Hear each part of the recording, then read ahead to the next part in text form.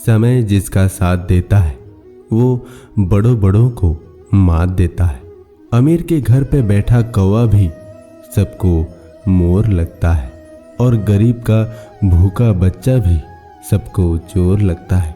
इंसान की अच्छाई पर सब खामोश रहते हैं, चर्चा अगर उसकी बुराई पर हो तो गूंगे भी बोल पड़ते हैं। गांव में नीम के पेड़ कम हो रहे हैं, घरों में कड़वाहट बढ़ती जा रही है, जुबान में मिठास कम हो रही है, शरीर में शुगर बढ़ती जा रही है। किसी महापुरुष ने सच ही कहा था कि जब किताबें सड़क किनारे रखकर बिकेगी और जूते कांच के शोरूम में, तब समझ जाना कि लोगों को ज्ञान की नहीं जूते की जरूरत है। वृक्ष के नीचे पानी डालने से सबसे ऊंचे पत्ते पर भी पानी पहुंच जाता है।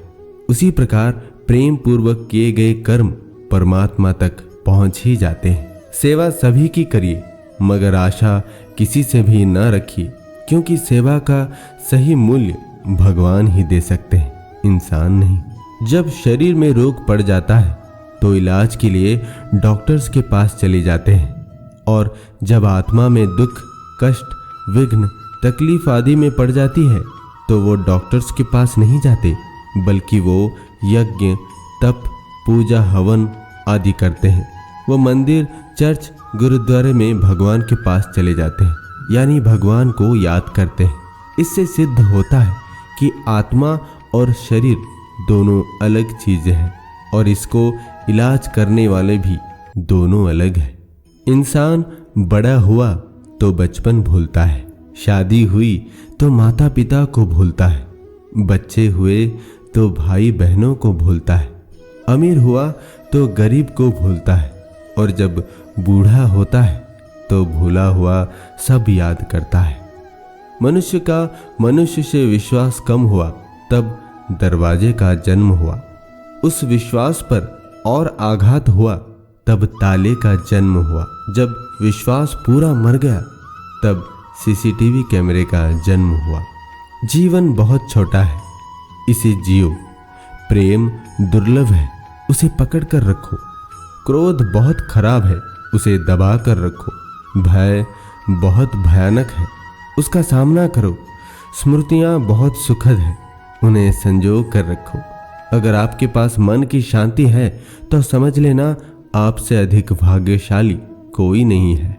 शरीर तो चला ही जाएगा एक दिन, हो सके तो ज़मीर को जिंदा रखना। आप कितने सही है और कितने गलत, आपके बारे में दो शख्स को सब पता है, पहला ईश्वर और दूसरा आपकी अंतरात्मा। और हैरानी की बात यह है कि दोनों ही हमें नजर नहीं आते। लोग आपकी प्रशंसा करते हैं या निंदा, इसकी चिंता छोड़ो। सिर्फ एक बात सोचो कि आपने अपनी सभी जिम्मेदारियां ईमानदारी से निभाई कि नहीं, क्योंकि आपको लोगों की नज़र में नहीं, परमात्मा की नज़र में महान बनना है। श्री कृष्ण कहते हैं, सबको हंसाना लेकिन कभी किसी पर हंसना मत, सबके दुख बांटना लेकिन किसी को दुखी मत करना, सबकी राह में दीप जलाना लेकिन किसी का दिल मत जलाना। यही जीवन की रीत है, जैसा बोगे वैसा ही पाओगे। पुराने लोग भावुक थे, तब वो संबंध को संभालते थे। बाद में लोग प्रैक्टिकल हो गए, तब वो संबंध का फायदा उठाने लग गए। अब तो लोग प्रोफेशनल हो गए हैं, फायदा अगर है तो ही संबंध निभाते हैं। अगर आप हाथ पर हाथ रखकर अच्छे वक्त का इंतजार कर रहे हैं तो अच्छा वक्त भी टांग पर टांग रखकर आपकी मेहनत का इंतजार कर रहा है। अच्छी लोगों की इज्जत कभी कम नहीं होती। सोने के 100 टुकड़े करो फिर भी कीमत कम नहीं होती। भूल होना प्रकृति है, मान लेना संस्कृति है और उसे सुधार लेना प्रगति है। एक चिड़िया ने मधुमक्खी से पूछा कि तुम इतनी मेहनत से शहद बनाती हो और इंसान आकर उसे चुरा ले जाता है, क्या तुम्हें बुरा नहीं लगता? मधुमक्खी ने सुंदर जवाब दिया, इंसान मेरा शहद ही चुरा सकता है, मेरी शहद बनाने की कला नहीं। कोई भी आपका क्रिएशन चुरा सकता है पर आपका टैलेंट नहीं। 4 दिन गायब होकर देख लीजिए, लोग आपका नाम भूल जाएंगे। इंसान सारी जिंदगी इस धोखे में रहता है कि वो लोगों के लिए अहम है, लेकिन हकीकत ये होती है कि आपके होने ना होने से किसी को कोई फर्क नहीं पड़ता।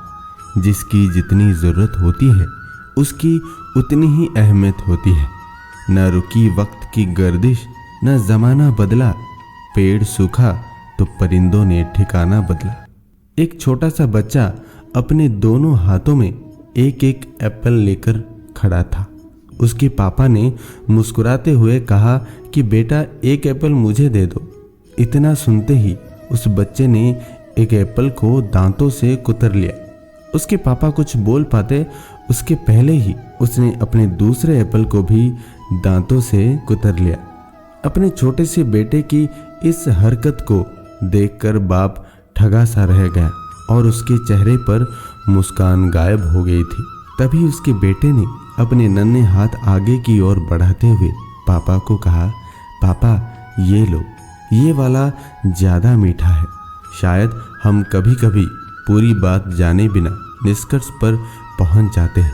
किसी ने क्या खूब लिखा है, नज़र का ऑपरेशन तो संभव है पर नज़रिए का नहीं। फर्क सिर्फ सोच का होता है, वरना वही सीढ़ियाँ ऊपर भी जाती है और नीचे भी आती है। श्री कृष्ण कहते हैं, बदल जाते हैं वो लोग वक्त की तरह जिन्हें हद से ज़्यादा वक्त दे दिया जाए। जिस शख्स को अपना खास समझो, अक्सर वही शख्स दुख दर्द देता है।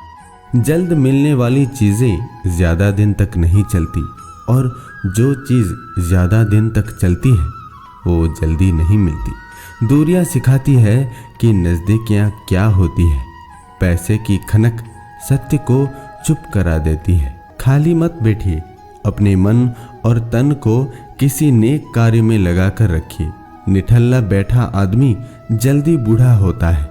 जब आदमी थक कर बैठ जाता है तो बीमारी उस पर बैठ जाती है और फिर वो आदमी किसी काम का नहीं रहता।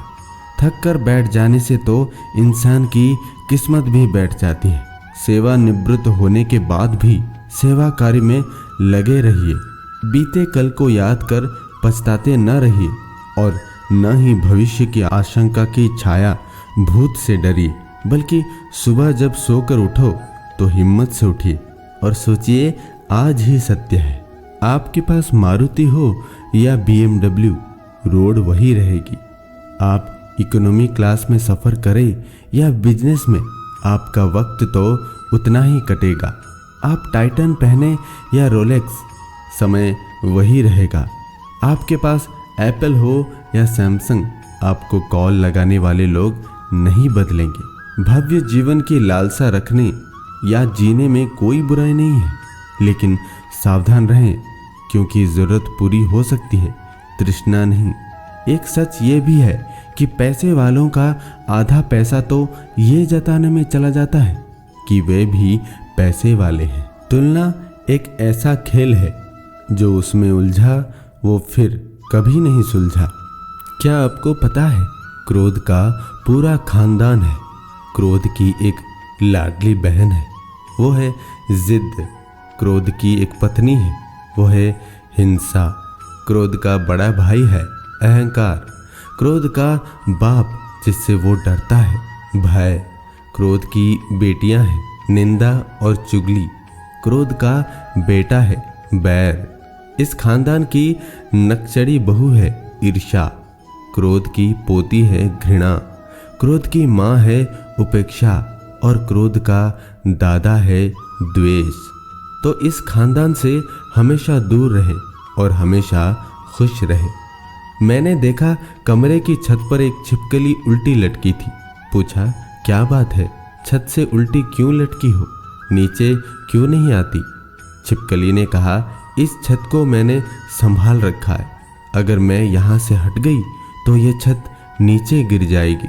वो छिपकली और कोई नहीं, मैं है। हम भी तो इसी भ्रम में जी रहे हैं कि इस घर गृहस्थी को मैंने संभाल रखा है, अगर मैं ना रहा तो सब गड़बड़ हो जाएगा।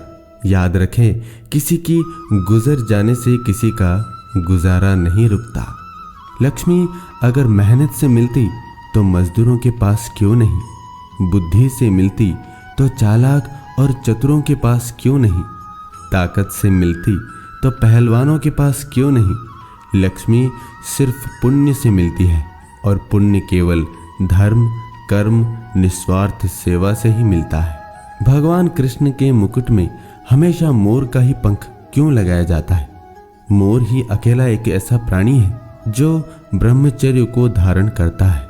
जब मोर प्रसन्न होता है तो वो अपने पंखों को फैलाकर नाचता है, और जब नाचते नाचते मस्त हो जाता है तो उसकी आंखों से आंसू गिरते हैं और मोरनी इन आंसू को पीती है और इससे ही गर्भ धारण करती है। मोर में कहीं भी वासना का लेश भी नहीं है, और जिसके जीवन में वासना नहीं, भगवान उसे अपने शीश पर धारण कर लेते हैं। श्री कृष्ण कहते हैं, श्रेय मिले न मिले अपना श्रेष्ठ देना कभी बंद न करें। आशा चाहे कितनी भी कम हो, निराशा से बेहतर होती है। परमात्मा एक शब्द नहीं जो तुम्हें पुस्तक में मिलेगा, परमात्मा मूर्ति नहीं जो तुम्हें मंदिर में मिलेगी, परमात्मा मनुष्य नहीं जो तुम्हें समाज में मिलेगा, परमात्मा जीवन है जो तुम्हें अपने भीतर मिलेगा। दोस्तों, इस वीडियो में इतना ही। हमारी मुलाकात फिर अगले वीडियो में होगी। तब तक आप खुश रहिए और खुशी बांटिए। धन्यवाद। और कमेंट बॉक्स में ज़रूर लिखें, जय श्री कृष्ण।